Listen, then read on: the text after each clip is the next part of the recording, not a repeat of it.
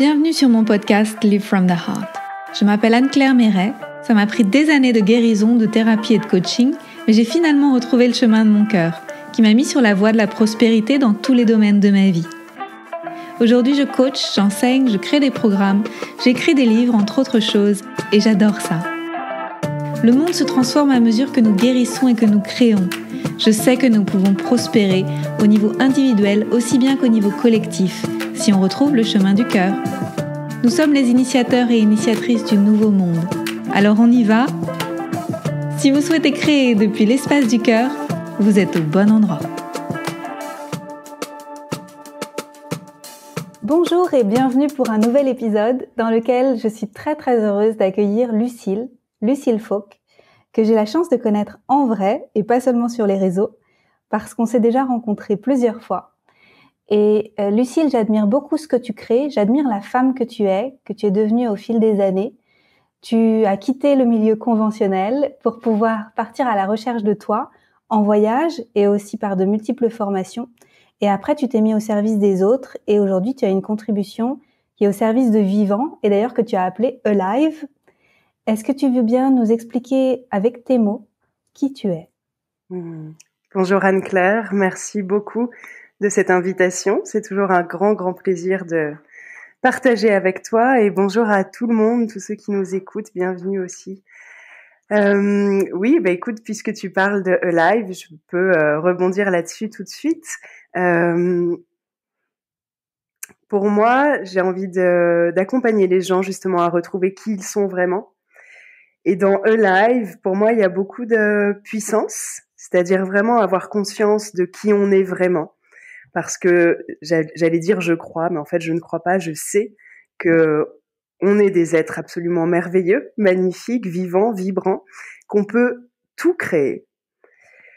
Et qu'on est comme si un peu on était passé dans un tunnel, tu vois, qui nous a fait oublier ça.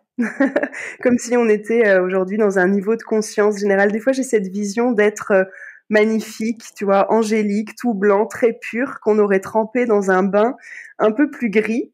Et puis après, c'est comme si on croyait que le gris, c'était nous. Alors qu'en fait, le gris, c'est juste, voilà, un état de conscience dans lequel on est, mais le vrai nous, il est pur, il est magnifique, il est créateur. Et donc, dans Alive, il y a vraiment cette idée de retrouver la beauté de qui on est et puis la beauté de la vie de manière très simple. Tu sais, l'autre jour, je disais à quelqu'un, ça va paraître très simple, mais parfois c'est les choses les plus simples qui sont les plus importantes, où on est là sur cette magnifique planète avec des gens merveilleux, parce que moi je rencontre principalement des gens qui sont merveilleux, ou parfois des gens qui ont oublié qu'ils étaient merveilleux, mais ils le sont. Et on est là pour quelques dizaines d'années. Et au lieu de profiter de toute la beauté qui nous est offerte, on est pris dans des spirales mentales, voilà, d'un niveau de conscience parfois un peu plus terne. Et donc j'ai à cœur d'essayer de remontrer le chemin à tout le monde vers juste profiter de cette expérience qui nous est donnée, qui peut être superbe quand on sait comment, et entre autres quand on sait écouter son cœur, puisque je sais que c'est un thème qui est cher pour toi. Merci.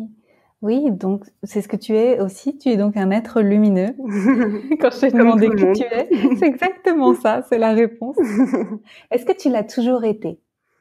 J'ai eu des passages. Alors, est-ce que je l'ai toujours été ? Vraiment, je crois qu'on l'est tous. Simplement, il y a des moments où on l'oublie.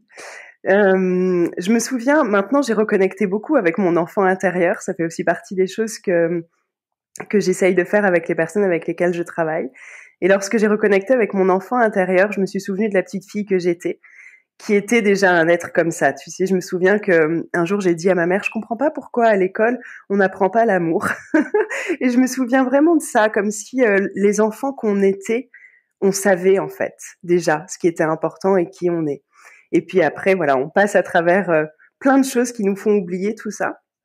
Et puis j'ai suivi, comme tu l'as dit en introduction, un chemin conventionnel parce que je savais pas à l'époque comment suivre mon âme, comment suivre mon cœur. Donc du coup, j'ai effectivement fait un passage dans une vie plus stéréotypée, j'ai envie de dire, parce que je vivais à Paris, je bossais dans une grande entreprise, j'avais un bon job, je travaillais beaucoup.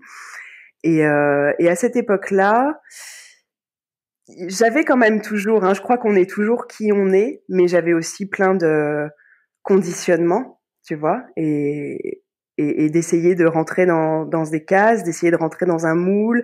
Et puis je crois que j'ai eu aussi pendant toutes ces années une forme de un peu de compétition. Enfin, tu vois, tous ces trucs qui vont un peu avec ces conditionnements de la société. Mmh. Bon, ça n'a pas été une période malheureuse, parce que j'ai appris plein de choses et je me suis beaucoup amusée. Et puis jusqu'au jour où la vie m'a montré que c'était plus pour moi et qu'il fallait que j'aille chercher autre chose. Et puis ensuite, j'ai fait un long chemin qui a duré plusieurs années pour peu à peu me retrouver qui je suis vraiment. Et quand je dis qui je suis vraiment, c'est en fait qui on est tous. Mais ouais. T'as enlevé la couche grise. Peu à peu, j'ai enlevé la couche grise. C'est un travail c'est un travail qui continue, parce que je crois qu'on en a beaucoup des couches et des couches, mais c'est beau en même temps. Qu'est-ce qui a fait, est-ce qu'il y a eu un élément déclencheur qui a fait que tu as vraiment commencé à suivre ton cœur ou l'élan du changement? Pour moi, ça a été très facile, j'ai envie de dire, parce que la vie me l'a montré. Alors, je crois qu'on reçoit toujours des messages. Après, il s'agit juste de savoir est-ce qu'on a envie de les écouter ou pas. Pour moi, le message, il a été radical parce que je vivais à Paris, j'avais donc un grand poste dans une grosse boîte. Et en l'espace de 8 jours, j'ai vendu mon appartement, je me suis séparée de mon compagnon de l'époque, et puis je devais avoir une promotion dans mon entreprise et elle n'a pas eu lieu. Ce qui m'a fait prendre conscience qu'en fait, j'avais plus envie de rester là. Et donc, du coup, en 8 jours, j'avais plus de compagnon, plus d'appartement et presque plus de travail. Et pour moi, là, ça a été évident. C'est-à-dire que j'ai ri en me disant, bon, voilà, soit je recherche un compagnon, un travail et un appartement, soit je comprends que c'est juste la fin d'un cycle, parce que quand tout arrive à son terme comme ça en même temps, ça ne pouvait, pour moi, ça a signifié, ok, cette période-là, elle est terminée. À l'époque, je savais pas du tout vers quoi j'allais aller. Mais j'ai compris que voilà, c'était une page qui se tournait. Et du coup, je suis partie en voyage parce que voyage, ça fait vraiment partie de mes expériences initiatiques. Et c'est là où j'ai commencé ce chemin de retour vers moi-même. Waouh! Et il faut du courage pour s'admettre qu'il y a une page à tourner. Et après, il y a des grands défis qui nous attendent en général. Quel genre de défis t'as eu à traverser? Pour moi, mon plus gros défi, ça a été de retrouver ma propre puissance et d'arriver à m'affirmer, d'arriver à me montrer et de trouver le courage. Enfin, le courage, c'est drôle parce que le courage, c'est étymologiquement, le mot courage est très lié au cœur. Ça a été d'arriver à comprendre que je pouvais créer ma vie exactement comme je le souhaitais. Parce que après ce voyage où j'avais beaucoup appris, du coup je me suis reconvertie. J'ai commencé à étudier la psychothérapie, l'énergétique, puis plein d'autres choses. Mais encore, j'ai continué à rester dans des cases. Tu vois, j'exerçais de la manière dont on m'avait appris qu'il fallait que j'exerce. J'étais la thérapeute qu'on m'avait appris qu'il fallait que je sois. Et ça continuait à pas me convenir. Donc après, pendant plusieurs années, j'ai continué à explorer ce chemin de, en fait, qu'est-ce que moi je veux vraiment? C'est quoi ma forme? C'est quoi ma couleur? C'est quoi mon message? Au-delà de ce qu'on m'a appris, au-delà de toutes les règles, tu vois. C'est fou comme à chaque fois, à chaque nouvelle étape, on cherche de nouveaux repères. Et quand on trouve quelque chose et qu'on se forme et qu'on se dit ça va mieux, je vais faire ci, je vais faire ça, et qu'on se rend compte qu'encore une fois, c'était une norme et qu'il faut de nouveau s'en affranchir pour créer quelque chose qui est encore au plus proche de nous.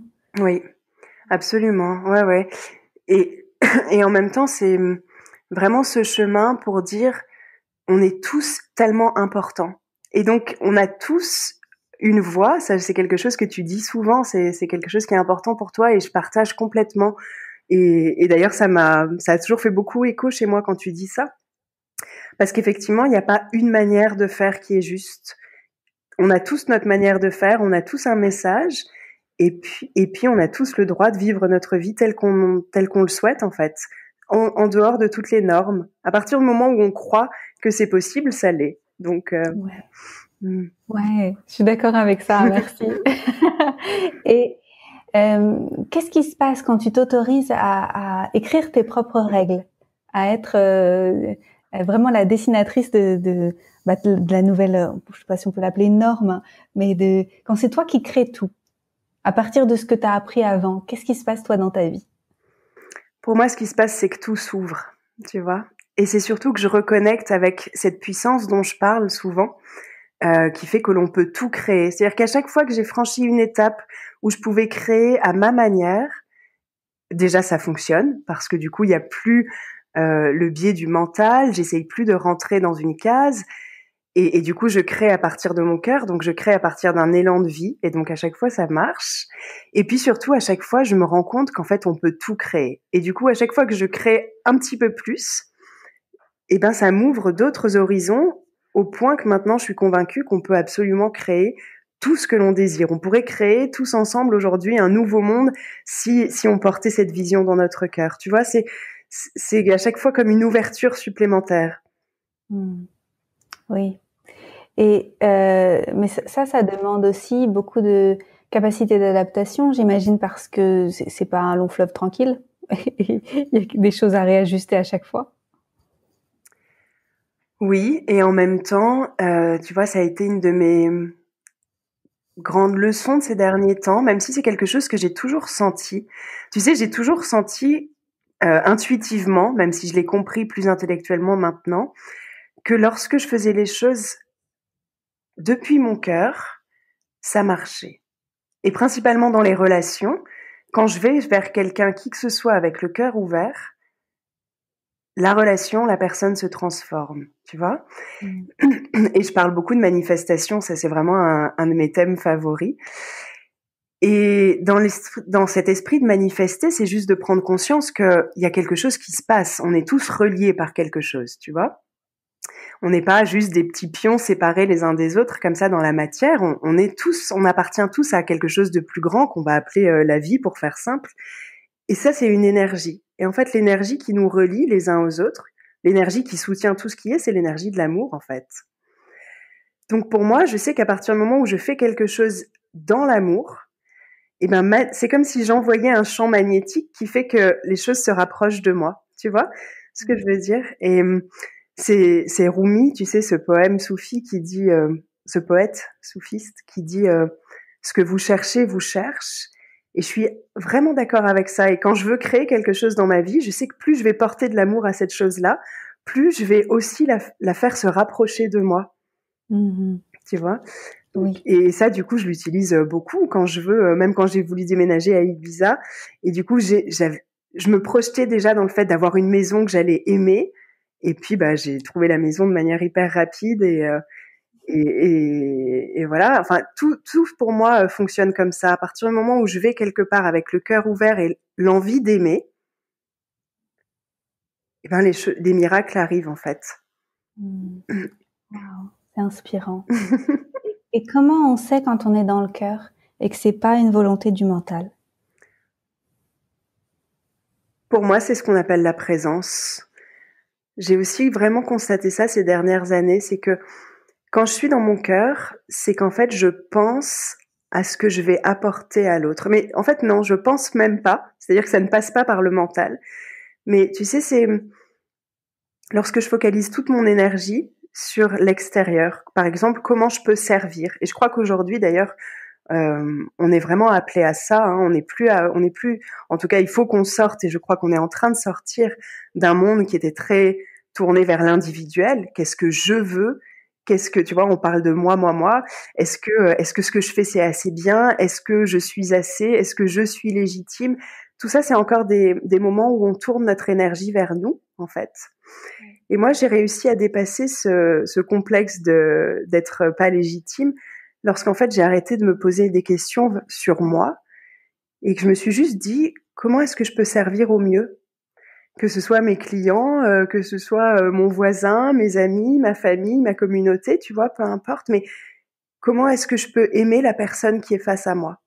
Et à partir du moment où du coup je me pose plus de questions sur moi, eh ben l'énergie se tourne vers l'extérieur et comme l'énergie est créatrice, ben c'est là où je me mets à créer des choses. Je crois que c'est vraiment une question de tant que ça passe par le mental, tant que je me pose des questions sur moi, eh ben je tourne l'énergie vers moi et comme bah, l'énergie c'est la création, bah, tant que je tourne l'énergie vers moi, je peux pas créer à l'extérieur en fait. Wow, je sens que ça s'ouvre quand tu dis ça Et ça me fait penser à quelque chose, ça me fait penser à tous ces thérapeutes, comme je travaille avec des thérapeutes et je sais que toi aussi, qui se ferment et qui pensent à leurs propres difficultés de réussir, au lieu de se dire, ma pratique thérapeutique, elle est merveilleuse et elle est tellement enthousiasmante, et je suis tellement excitée de la partager, que de toute façon, ça va marcher. Ouais. Et c'est vraiment deux postures qui sont complètement différentes, parce que dans la première, t'es refermé sur toi, et tu te dis, c'est trop difficile de faire un métier avec ce que je viens d'apprendre. Et dans la deuxième, tu te dis, j'ai de l'or entre les mains, j'ai la volonté d'aider, et avec mon grand cœur, j'ai envie d'aider les autres parce que les autres le méritent et je sais comment je peux faire pour potentiellement les aider. Et j'ai l'impression que c'est comme un déficit qu'on a dans notre société d'enthousiasme et d'honorer cette flamme. Tu sais, ce feu quand on le sent monter et qu'on se dit oh, je veux aider, je veux aimer, je veux partager, et que d'un coup on se referme parce que ça se fait pas. Mais je crois que c'est aussi beaucoup parce qu'on porte beaucoup d'attention sur le comment. Tu vois, sur le comment, sur le quoi, sur les outils, et qu'on oublie qu'on est des êtres de lien et qu'on oublie qu'il y a cette énergie qui circule à travers nous et que finalement, au-delà de l'outil, ce qui est vraiment important et ce dont on a le plus besoin, c'est du lien, de l'amour qui circule, de cet espace qu'on crée entre deux personnes qui est au-delà du mental. Et puis je crois que c'est vraiment plus on se concentre sur ce que l'on donne, mais pas avec la question de est-ce que je suis assez, qui là émet une fréquence de doute en fait, mais juste ok, même si je sais pas ce que je vais faire exactement pour des thérapeutes qui démarrent, ou même si peu importe en fait, aujourd'hui je vais sortir avec mon cœur grand ouvert, parce que quand j'ai envie d'aider, il suffit juste que j'ouvre mon cœur et que j'aime la personne en face de moi. Et quand j'arrive à faire ça, et ben il se passe des choses. Ouais. J'avais eu un homéopathe il y a quelques années qui m'avait dit moi je vous aime parce que j'ai pas de lien d'attachement avec vous, je veux juste le meilleur pour vous avec mon cœur. Et ça m'a fait bizarre qu'un médecin me dise ça. C'est super. Oui, c'est un médecin chaman. et c'est ça en fait, c'est cette énergie là en fait dont tu parles. Ouais. Et puis il y a quelque chose on dit souvent qu'on peut pas aimer l'autre, enfin que pour bien aimer l'autre, il faut d'abord s'aimer soi. Et je suis assez d'accord avec ça, mais c'est pas non plus d'un point de vue, c'est évidemment pas d'un point de vue narcissiste ou égotique de ah je m'aime, je suis comme ça, etc., etc. Bien sûr que il faut qu'on apprenne à reconnaître nos propres qualités, c'est évidemment super important. Mais c'est au-delà de ça, c'est juste reconnaître que j'ai pas besoin de me poser des questions sur moi, que tant que je me pose des questions sur moi, je reste dans un truc très mental et très petit, très dans la crainte et dans la peur. Que aimer l'autre, c'est juste ouvrir mon cœur et laisser cette énergie passer, et que du coup, je m'aime parce que je me reconnais aussi moi comme divin, comme mon âme. Alors j'emploie des mots qui sont souvent très spirituels, mais parce que pour moi, on peut pas grandir, on peut plus grandir si on n'a pas conscience de notre divinité, que je mets entre guillemets, parce que il y a des gens pour qui le mot divin, ça peut un peu écorcher si on fait référence à la religion, mais en sortant aussi de cette norme-là et juste de reconnaître alors la beauté en fait de l'être. Quand je reconnais la beauté de l'être que je suis, eh ben je peux reconnaître la beauté de tout ce qui est autour de moi. Oui, bah oui, parce qu'on est les miroirs les uns des autres. Et oui. Et donc quand tu disais tout à l'heure que tu rencontres des êtres merveilleux, d'ailleurs que tu rencontres quasiment ou que des êtres merveilleux, je pense qu'il y a certaines personnes qui doivent grincer des dents derrière leurs écouteurs. Mais c'est parce que c'est le reflet de ce que tu as pu faire grandir à l'intérieur de toi aussi. Oui, et puis c'est la conscience que rien, tu sais, en physique quantique, on parle beaucoup de l'observateur.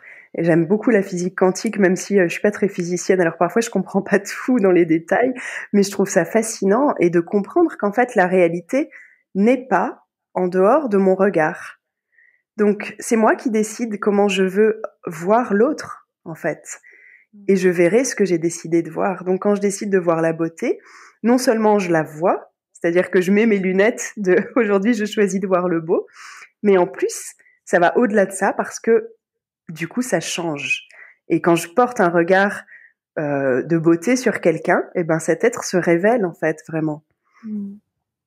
Donc on est créateur de notre réalité à chaque instant, donc ça dépend c'est à nous de savoir qu'est-ce qu'on a envie de voir dans le monde, et c'est comme ça, plus on va voir le monde que l'on désire, plus on va le créer.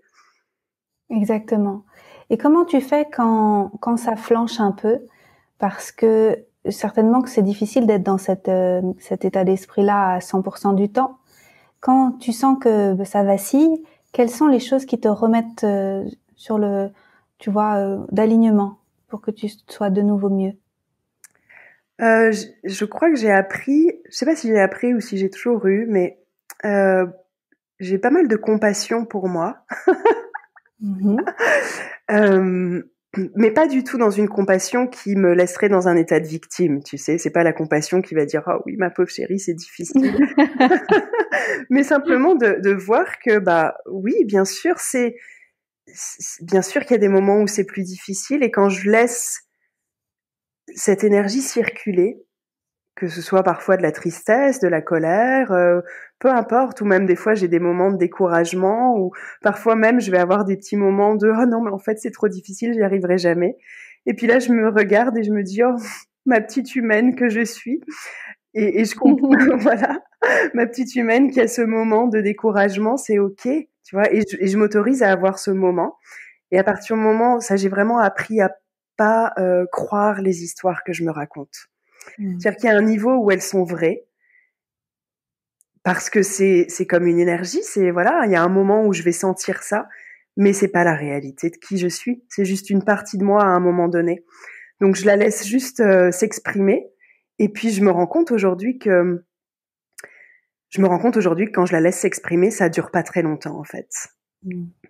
Et comme je m'offre cet espace de compassion et d'amour, bah très vite en fait ça change. Je reviens du coup vers l'amour et vers la joie et vers autre chose. Mais c'est important de laisser ce petit moment. Ça c'est aussi quelque chose qui se travaille, je crois, parce que tu sais, je crois que tout ce qu'on vit quand on vit des émotions qui sont un petit peu difficiles, on va dire, ou des émotions qu'on n'aime pas, tu sais, on n'aime pas trop être là-dedans. Souvent en fait, ça vient juste montrer ce qui est encore à l'intérieur de nous. Donc avant, il y a quelques années, si j'avais de la colère, je pouvais rester dans la colère très longtemps. Mais parce qu'en fait, j'avais pas conscience que c'est juste qu'il fallait que je nettoie des choses, tu vois. Plus je nettoie les choses à l'intérieur de moi, des tristesses, des colères, etc., bah, quelque part, moins il y en a. Donc, comme j'ai fait beaucoup de travail de libération émotionnelle ces dernières années, bah, aujourd'hui, si j'ai une colère ou une tristesse, c'est comme si elle reste en surface parce que le fond a été nettoyé, quelque part. Donc du coup, ça dure plus très longtemps. Mais il y a eu un travail de libération émotionnelle qui a été fait avant. C'est ça. Je pense que pour arriver à cet état-là, il faut avoir fait un bon nettoyage pour qu'il y ait moins de pollution et que ce soit de plus en plus rapide de se retrouver dans cette compassion, s'autoriser à ressentir. Ce que tu as dit tout à l'heure sur le fait de pas croire tes histoires, je crois que c'est vraiment la clé aussi, parce que si on ne croit pas ces histoires, on peut les laisser circuler plus rapidement parce qu'on veut bien les ressentir sur le moment et les laisser passer.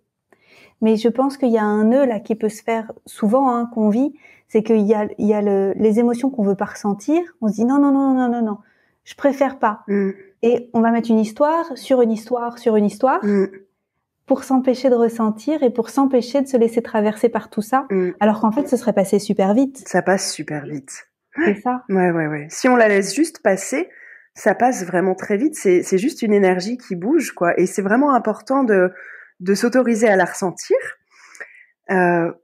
parce que c'est comme ça qu'on guérit, en fait. Et je pense qu'on porte plein de choses, tu vois. Moi, je me rends de plus en plus compte de tous les moments où j'ai pas ressenti, tu vois, tous les moments où, quand on était plus jeune, on n'a pas ressenti.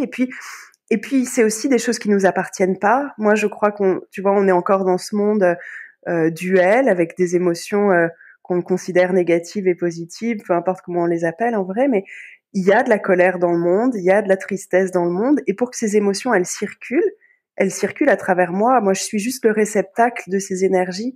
Donc, si je les bloque, elles vont jamais circuler. On passera jamais à autre chose, en fait.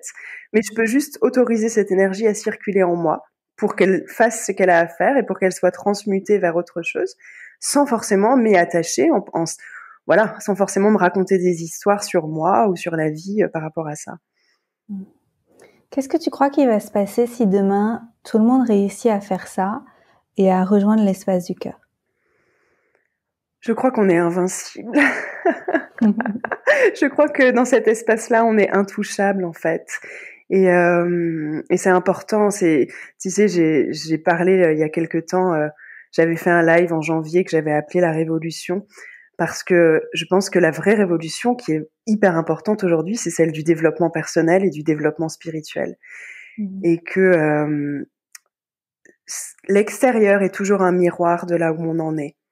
Donc aujourd'hui, là, il se passe des choses un peu compliquées dans le monde. Et au lieu d'être victime de l'extérieur, je crois qu'on peut se dire comment j'ai créé ça, comment j'ai co-créé ça. Alors là aussi, ça peut faire un peu grincer parce qu'on va se dire mais moi j'ai pas demandé tous ces trucs-là. Bon, on le crée pas forcément, ni bien sûr volontairement, ni même consciemment, mais c'est juste que ça correspond à un niveau de conscience général. Et plus on va augmenter notre niveau de conscience, plus on va changer l'extérieur. Et entre autres, dans notre niveau de conscience, c'est retrouver le fait qu'on est libre, on est des êtres libres en fait de créer tout ce qu'on veut. Donc plus on va sortir de ce qui nous limite aujourd'hui, plus on va changer le monde en fait. Parce que ce qui nous limite, c'est des croyances, tu vois. Tu le sais, et on voit tellement de gens qui vivent aujourd'hui exactement comme ils le souhaitent, et tu en fais partie, et moi aussi j'en fais partie. On a choisi notre métier, on vit à l'endroit où on a envie de vivre, on fréquente les gens qu'on a envie de fréquenter. Enfin, moi, j'ai pas grand-chose dans ma vie aujourd'hui qui correspond pas à ce que je désire vraiment. Et c'est juste parce que j'ai défait peu à peu toutes ces croyances limitantes qui nous viennent de la société, quoi. Et ça, c'est accessible à tout le monde. Ouais.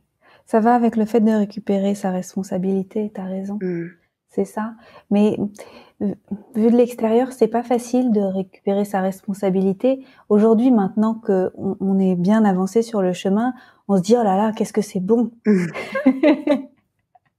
Mais je sais qu'au début, ça me faisait très peur, ça, récupérer sa responsabilité. Ça veut dire, si je suis responsable d'un pan de ma vie, est-ce que ça veut dire que je dois être aussi responsable de celui-là, et puis celui-là, et puis celui-là? Et on se rend compte qu'il y a beaucoup de niveaux que ça recouvre, et que souvent, ça veut dire aller chercher profondément en nous ce que ça veut dire d'être responsable.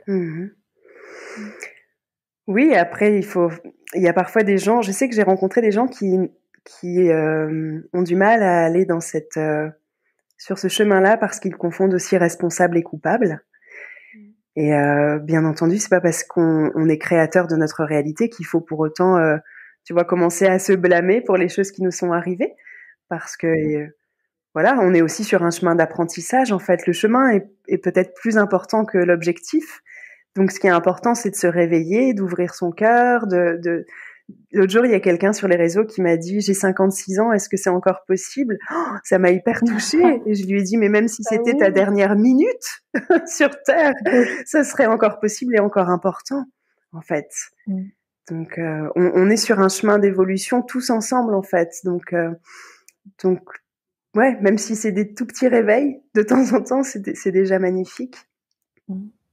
Est-ce que tu aurais un conseil? Oh, pardon. Non, vas-y, je t'en prie.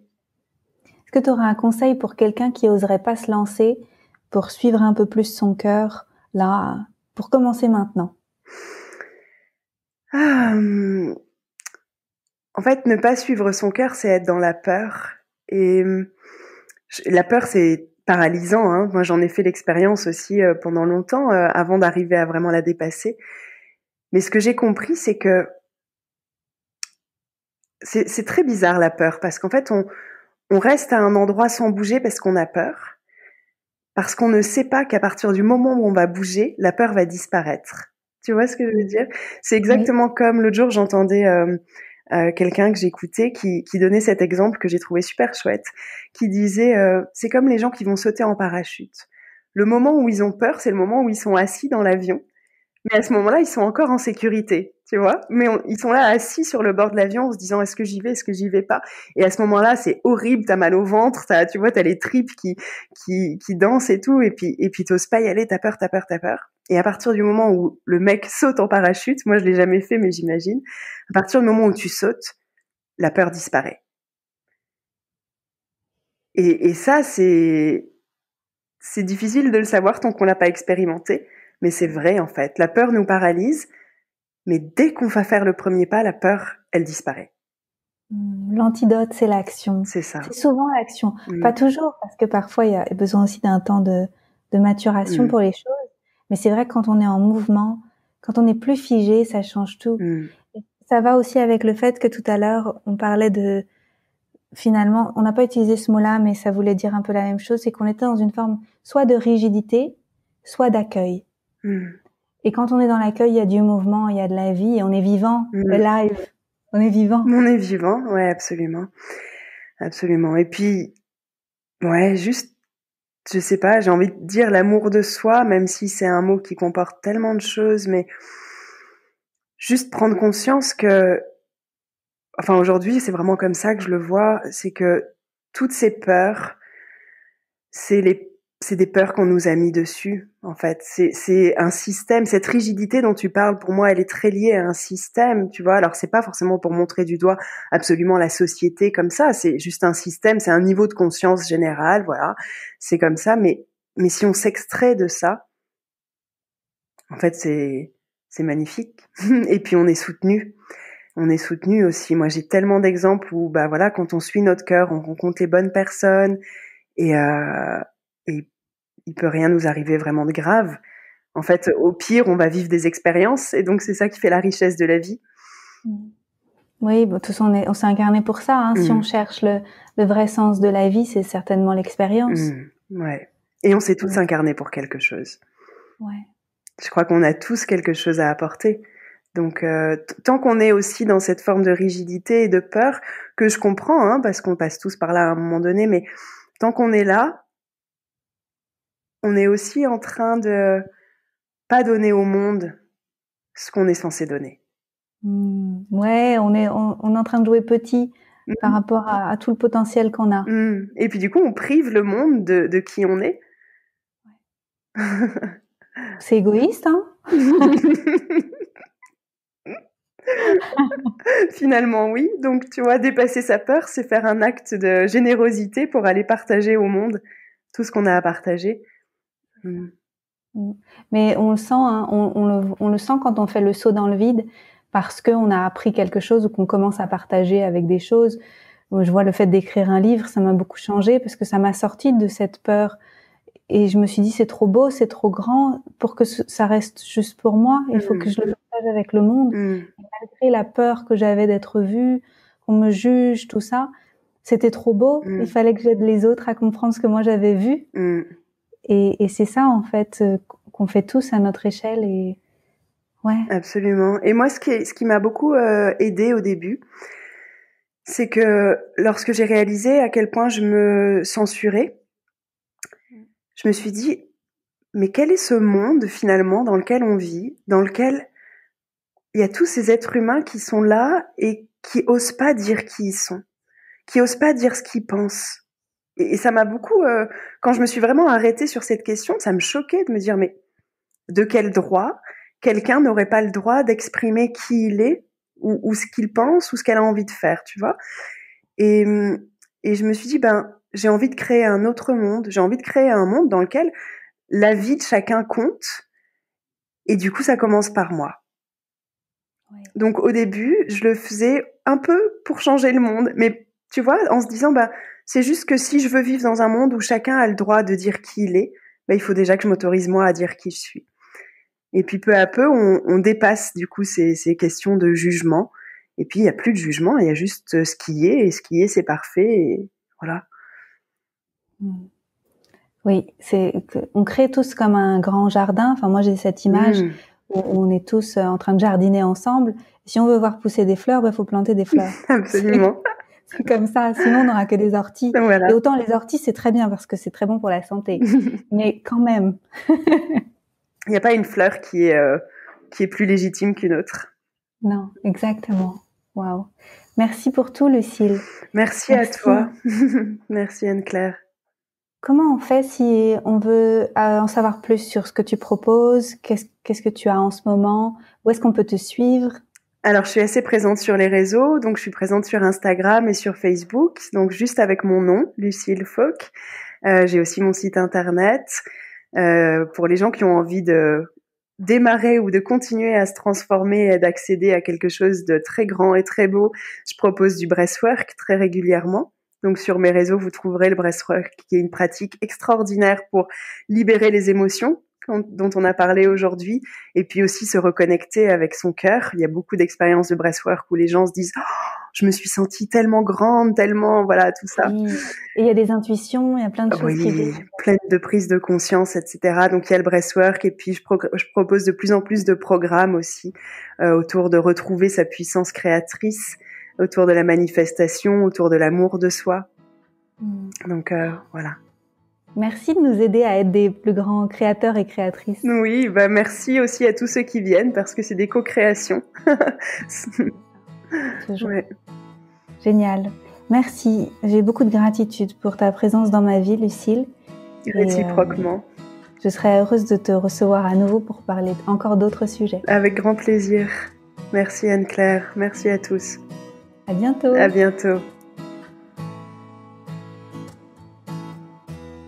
Merci pour votre présence. Si vous avez aimé cet épisode, je vous invite à le partager avec vos amis et à suivre le podcast pour être au courant des prochains épisodes. Et suivez-moi sur mon site internet anneclairemeret.com et sur mes réseaux sociaux pour être au courant de mes prochains programmes et formations. À bientôt!